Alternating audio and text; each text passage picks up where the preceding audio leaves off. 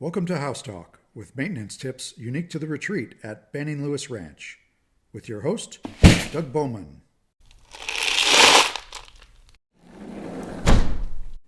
Hello and welcome. Today we're going to be talking about irrigation rain sensors. You've seen this before.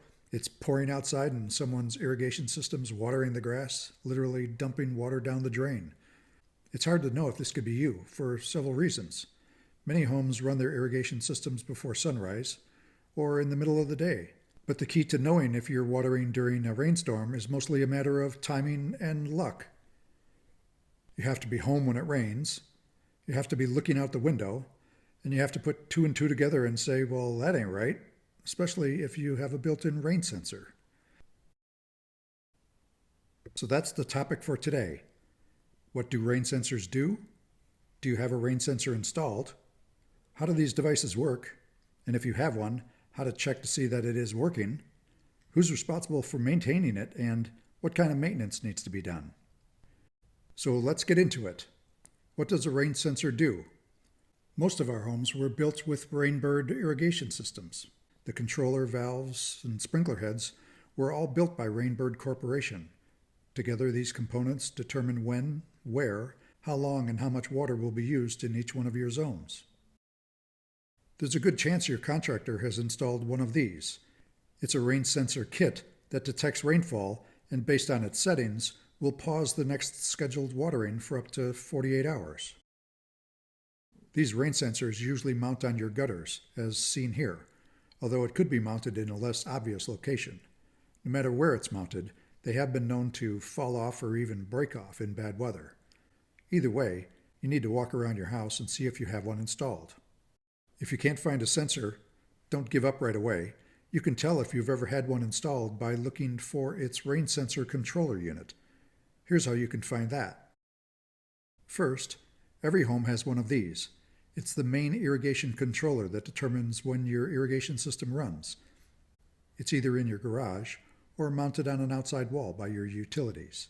If you've ever had a rain sensor installed, you'll also see the sensor's smaller controller unit mounted close to the bigger main controller. If you can't find either the rain sensor or its smaller controller, then you can pretty much stop the search because it's likely you've never had one. Although at the end of this video, I'll discuss where you can get them.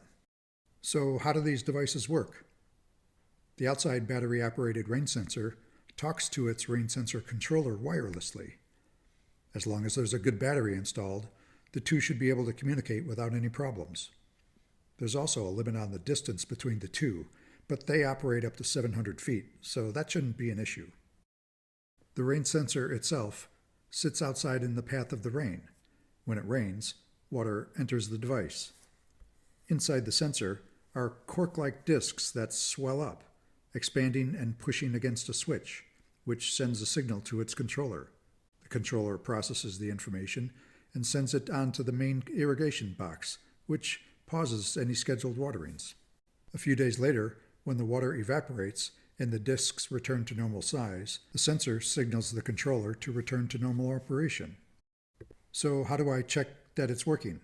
Anyone can do these simple checks now that you've been introduced to the components that are involved. The easiest check is to check the sensor's battery. They only last about 4 years, so it's something you should be checking annually anyway.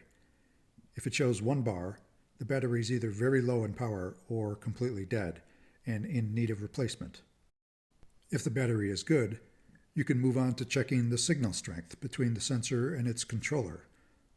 Since the sensor is designed to communicate up to 700 feet, 2 bars or higher should be good.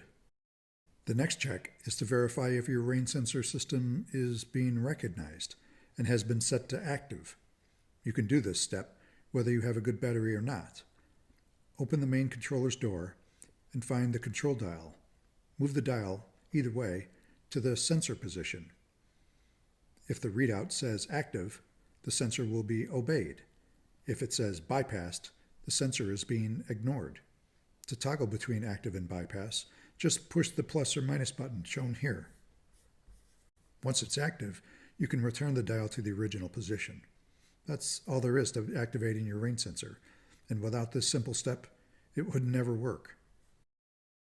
So before we talk about fixing your sensor, let's talk about who should make any repairs if needed.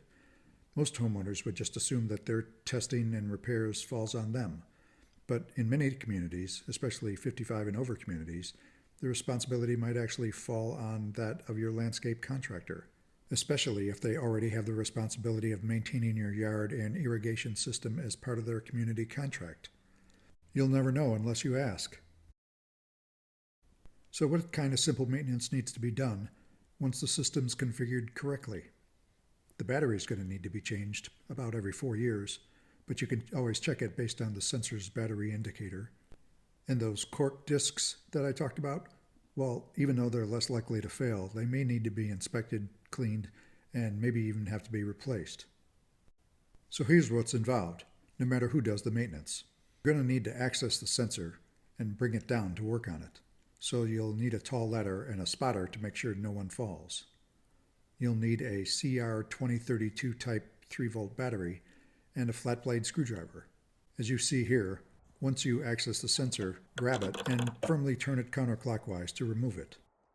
Once you're down, remove the battery cover with the screwdriver, replace the battery, and reinstall the cover.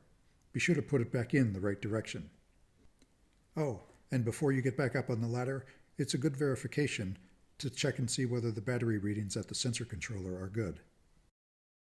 And the last maintenance tip is, if the sensor still doesn't work, you may want to inspect and replace the internal cork discs before reinstalling the sensor. If there's debris around the discs or they're permanently swollen in place, they can disable the irrigation system from running at all. To do this, the first step is to remove the sensor cap by turning the dial cap on the sensor counterclockwise to unlock it. To remove the cork discs, you remove the plastic plunger, pull out the spindle, and remove the cork discs from the cap. If you see any debris or insects in there, clean all that stuff out as well. Once everything's clean, you can install the new discs onto the spindle and reinstall the cap. Once you're all done and everything's free to move, you can reinstall the sensor as shown here, but this time turning the sensor clockwise to get it on. If you need any more information on how to set up the sensor, the inside cover of the controller is where you'll find the instructions on how to better understand the display and make any program changes. And just in case you have any additional questions, I'll also add a link to the manual for the rain sensor controller down below in the first comment field. If you don't have a rain sensor system at all and you'd like to pick one up, you can find them on Amazon for under $100 for the entire kit. And if you need to replace the cork discs, you can get them there as well. Just search on the keywords that I've provided. Well, thanks for watching this video. And if you like this video, you can watch my other videos by searching on House Talk on YouTube. And oh yeah, don't forget to hit the like button.